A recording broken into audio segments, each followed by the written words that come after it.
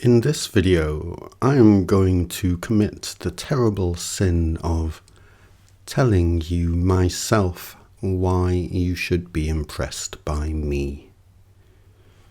Now, of course, this marks me out as a narcissist. We all know this.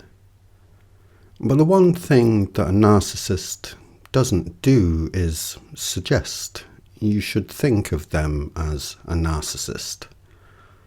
So maybe something else is going on here. Let's find out. Now, it is my dear old enemy, human culture, that tells us what we should think of as impressive.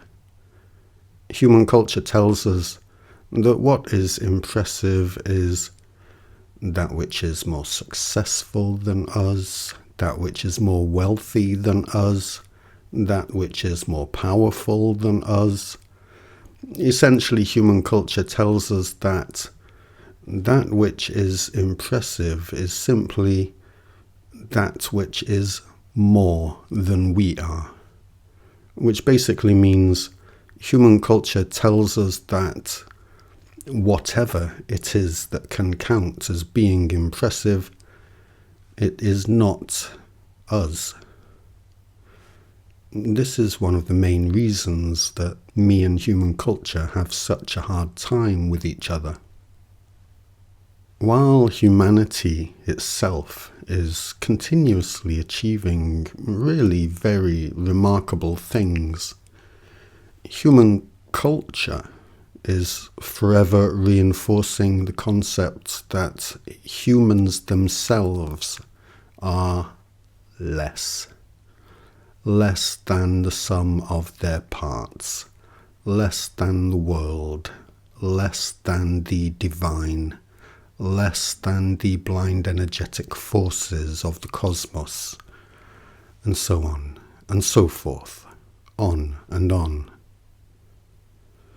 We have literally, throughout the entire history of humanity, never once encountered a species or even an individual being more remarkable than we are. And yet, our own culture criticizes us into depression on a daily basis. I personally think we are all fucking amazing. I am endlessly impressed with all of us. So, before I start putting forward my case for why I believe I myself count as being impressive, let me make it clear here that I do not use the word impressive to mean better than. I can be as impressed by you, as impressed by my friends, as impressed by all humanity, as I am very much impressed with myself. I absolutely love being impressed by you guys. I love it when my friends can do things I can't do, understand things I don't understand, be things I can't be. I love it. I love it. I'm so fucking glad of it. Human culture tells us that that which is impressive is that which is better than us. And this is why, as far as I am concerned, human culture is a self-loathing mistake that turns our lives, which should rightfully be a joyful celebration of ourselves and each other, into a thing of self-loathing and misery. This is why I have all the time in the world for us humans and no time at all for our culture, which hates us with a force and determination that is unthinkingly born of its own insecurity. You get where I'm coming from, yes? The last thing I am is a narcissist. I think you are just amazing. I love you all, and I'm so glad that you are here with me. What would my life here be like without you? I would hate to lose you guys, like I would hate nothing else. To have the vibrance and brilliance of humanity taken from me would be to be left bereft and alone in a barren landscape that only echoed with the memory of everything that had made being here even worth it at all. Such a loss as that doesn't bear thinking about.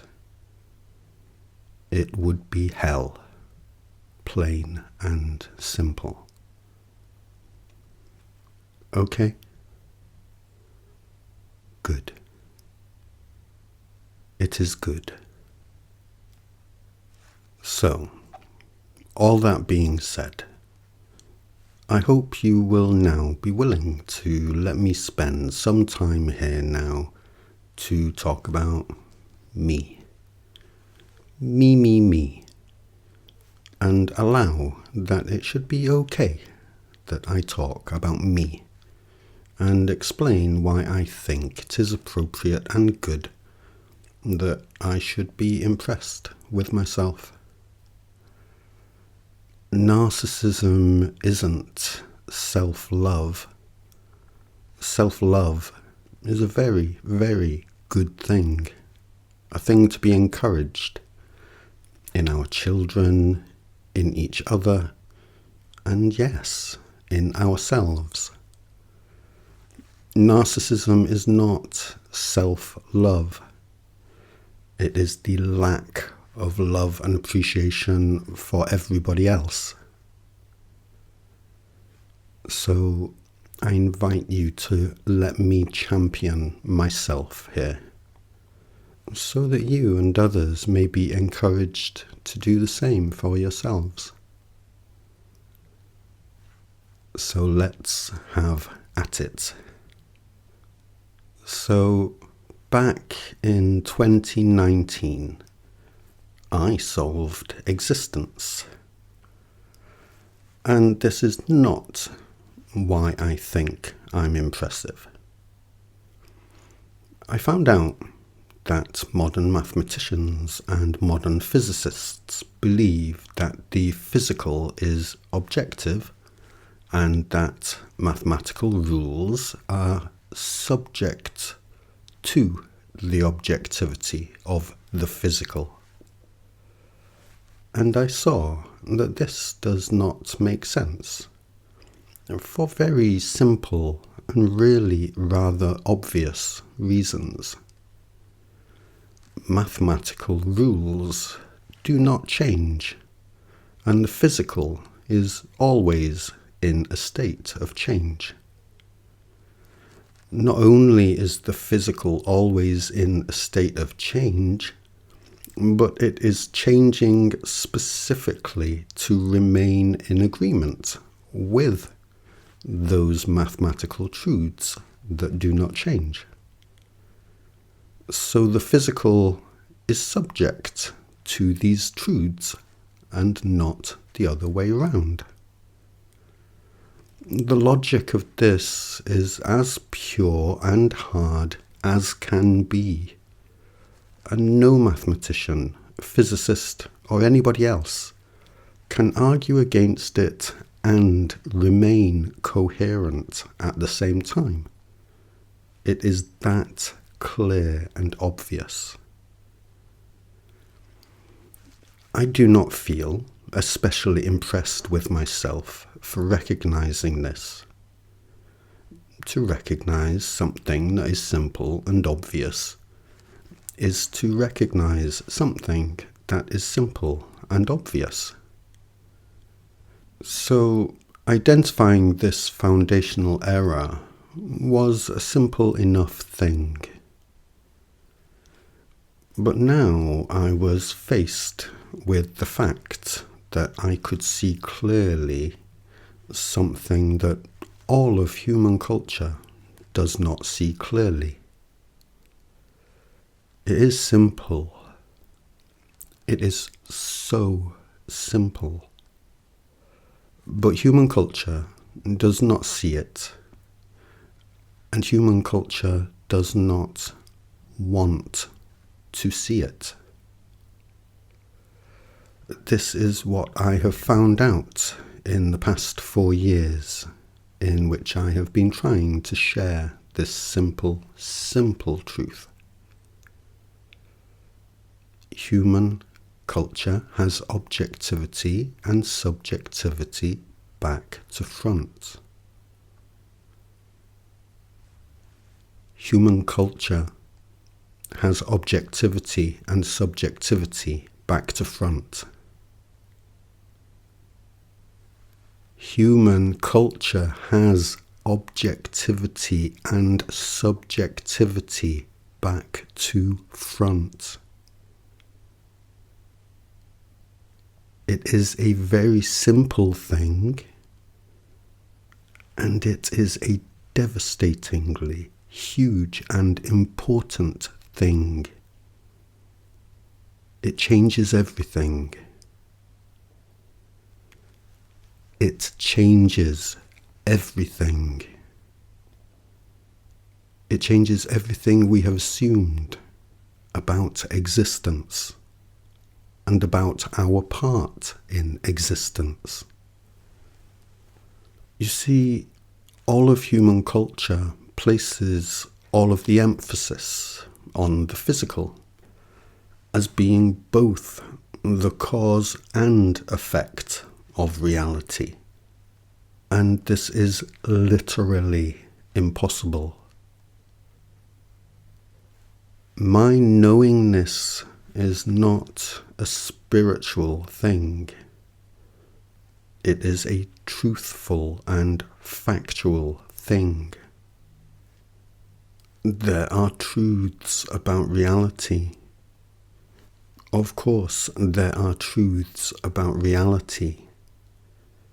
It is absolutely impossible that there are not truths about reality. And it is not me working out what these simple truths are that I find impressive about myself. The truth is as simple as can be, literally. But the truth is the opposite of everything that human culture has assumed. And human culture is entirely invested in its own furtherance. The furtherance of itself is literally the only thing that human culture cares about. I have been taught this again and again, harder and harder over the past 4 years. Can you hear the truth in this? When I say the furtherance of itself is literally the only thing that human culture cares about, can you hear the truth in these words? It is true. It is true, and it is the very biggest problem in this world today. Your culture cares nothing for you. It cares only for its own furtherance. Your culture cares nothing for the truth. It cares only for its own furtherance. I can say that the physical is subject to truth that makes it so all day long. And it does not matter that this is clearly and obviously true. If your culture feels its own furtherance is threatened by it, then your culture does not want anybody to hear it.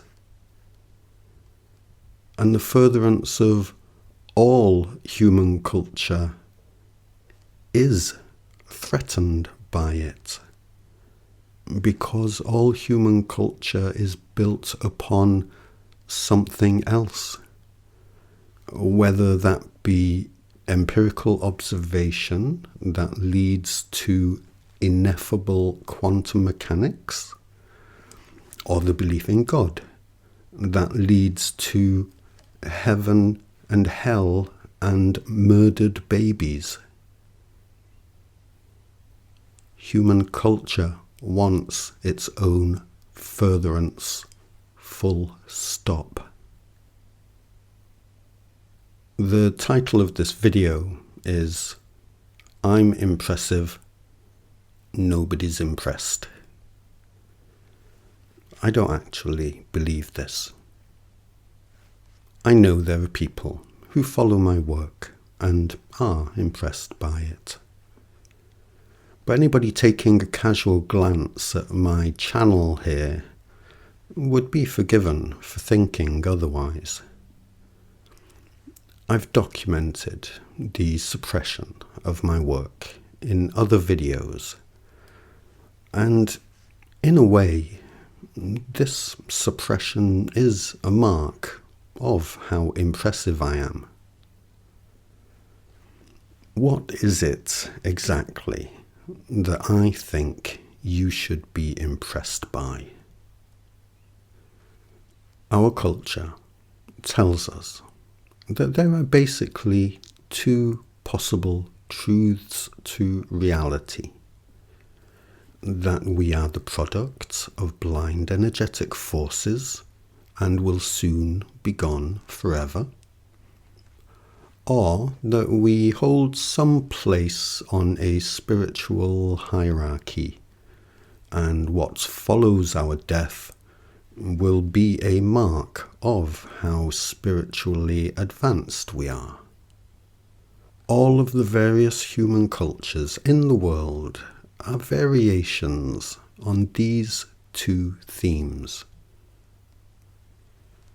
Nobody has ever offered a true alternative to these two themes.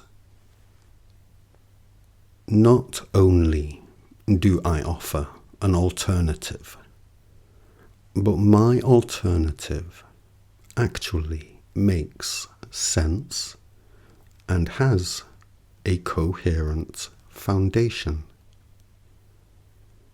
Physicists will admit that modern physics has no identified foundation, while religion will say that its God is ineffable, which essentially means that its foundation is ineffable, which essentially means that it doesn't have one.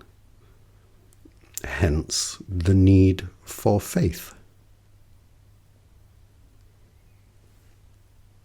I have to tell you, I was none too pleased when Sally, my higher self, started insisting to me that I was previously Jesus. I was none too pleased because I am fully aware of how impressive that man is supposed to be, how impressive that divine being is literally expected to be by many, many people. And here am I, a bog standard human being. The only reason I was willing to go anywhere near even considering what she was telling me was because I had literally, and to my own surprise, just solved existence. And of course, my darling higher self had known that this was exactly what it would take to have me go anywhere near considering such a possibility. It's what some call divine timing. But really it was just my higher self being able to see the bigger picture. We are eternal truth in living iteration, because that is all there is anywhere. There is no room or time or possibility for anything else. There are truths that cannot not be true, and these truths cannot help but take up all of the room, time, and possibility, because there is no possible time or place in which they cannot be true. Living truth iterates eternally because it is existentially incapable of ever not being true.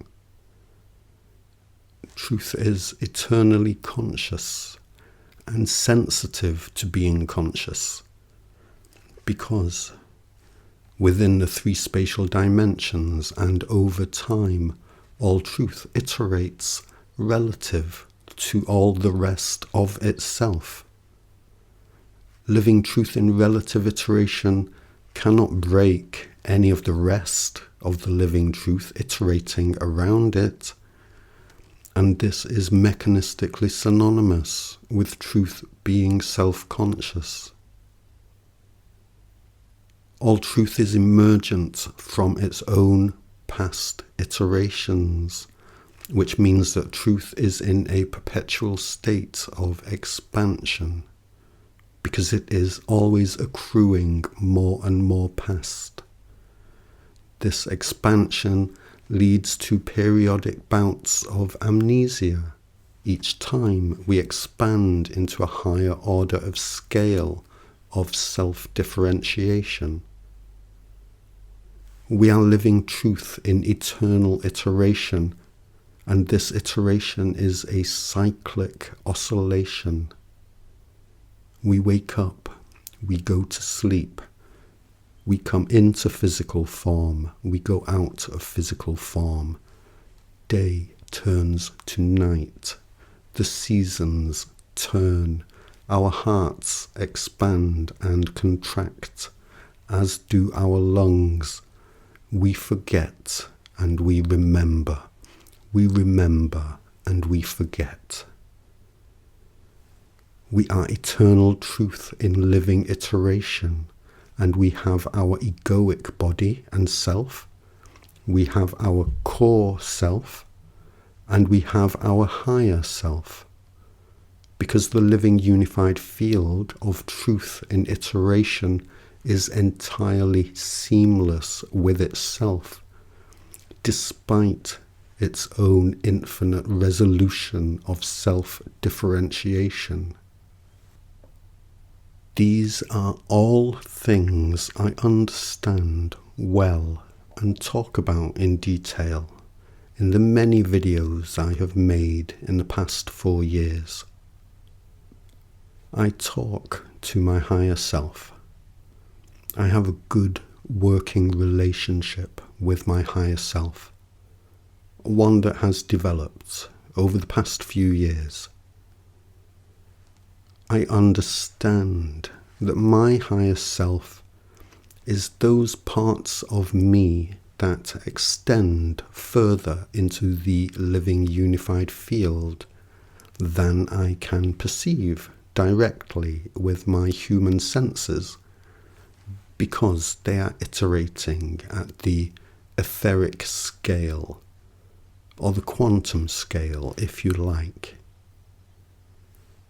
My higher self is just more of me. I love and honor the high, but even though I look to be obedient to it, I do not serve it. Not so much as it serves me. In the same way that a parent serves their own child, or one's mind serves one's heart.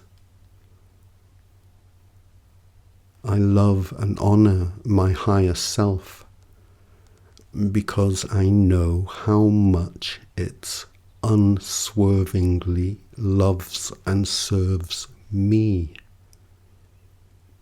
It doesn't serve me as the Christian God serves his children, by threatening to murder my babies and torture me forever if I don't fulfill my potential. It serves me by guiding me in my thoughts and actions according to the bigger picture it can see and I cannot. I choose to call my higher self Sally, for no other reason than that Sally feels like a friendly name to me, and it just feels right and comfortable to me.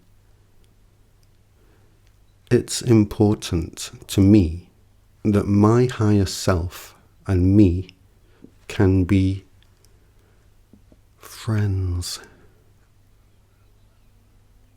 The idea of having a friend may seem unimpressive, possibly, to you, compared to the idea of having an almighty master.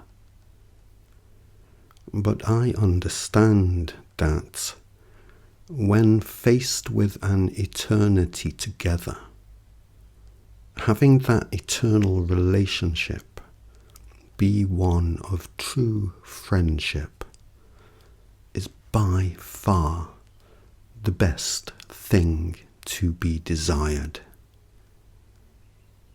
I see the value, the real and true value, in our relationship being one that is infused with camaraderie and humour and compassion. It's self-love, basically. And self-love, self-compassion, is what we owe ourselves when faced with an eternal existence that is both forever conscious and forever sensitive. We are innocent in being eternal because we have never had a choice about being it and never will. I understand that I and my higher self walk our eternity together, and this gives me the perspective that makes the difference between me and, well, pretty much all the rest of you. You and the various spiritual teachers that have impressed humanity down the years. What is impressive to human culture is only impressive within the confines of the perspective of a single mortal human lifespan. But we are the eternal, and when this is genuinely understood and accepted, that perspective of the mortal-minded and all it deems to be impressive turns to ash. Glory, thrones, power, money,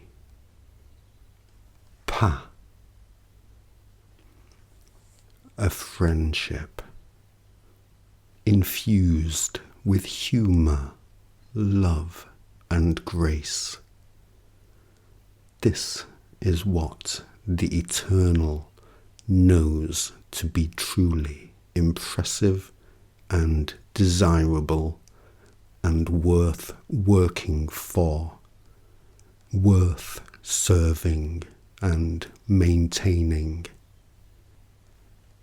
And all of this, though it was already an innate knowing within me, just as I know it is within you, because you are no less eternal than me and the rest of us, all of this has only come into clearer and clearer focus in my mind because I rediscovered those very simplest and most foundational truths that are always in effect everywhere. Those truths are the source of all things, and we are those truths. This is the truth. Be impressed, be not impressed, as you choose. Help me emerge from this suppression of my work. Help me emerge not, as you choose. If you prefer the furtherance of your culture over all of this truth, then that is how it is for now. I'm just glad you're here, because eternity would be a more lonely place without you.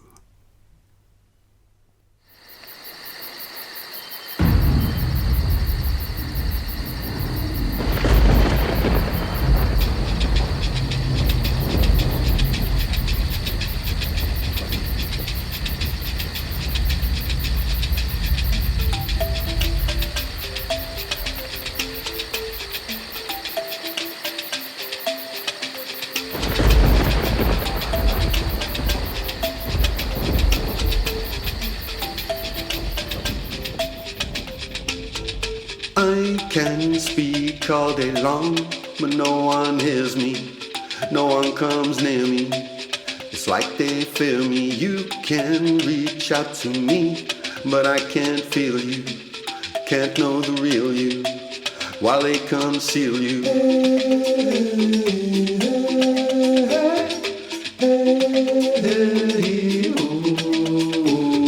Shall we all just lie down, go through the motions, feel no emotions, drown in the ocean while they lay out our life in ways that we can't see, dictate who we must be while we walk in our sleep.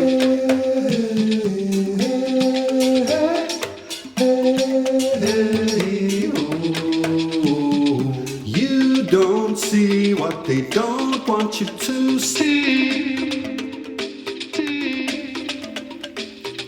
You don't hear what they don't want you to hear. Hey,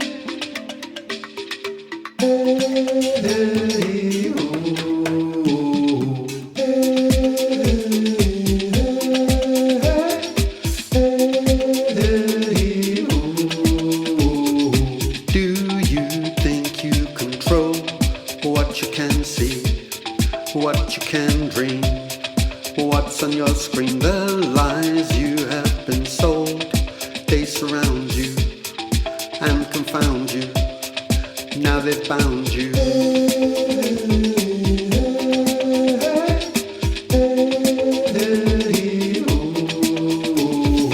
You can have what you want if you be the same.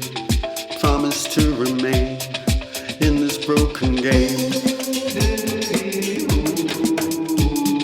You must watch what you say. Father and mother, sister and brother, blocked from each other.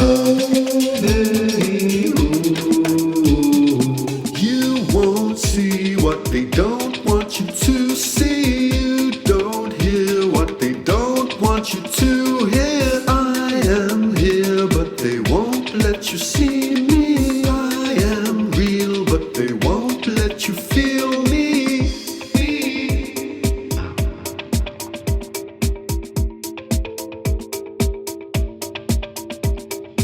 You won't see what they don't want you to see. You don't hear what they don't want you to hear. I am here, but they won't let you see me. I am real, but they won't let you feel me.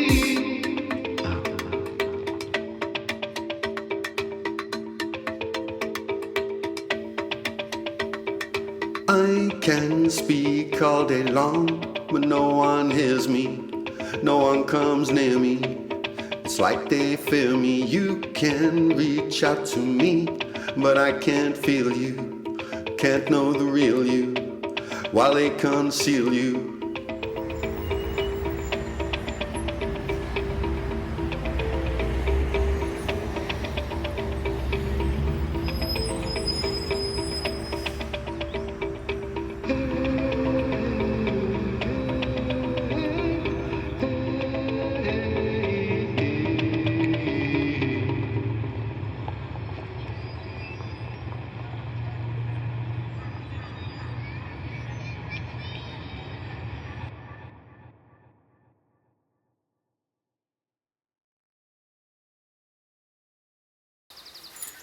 I have a lot of work online that people don't get to see because they are not notified about it.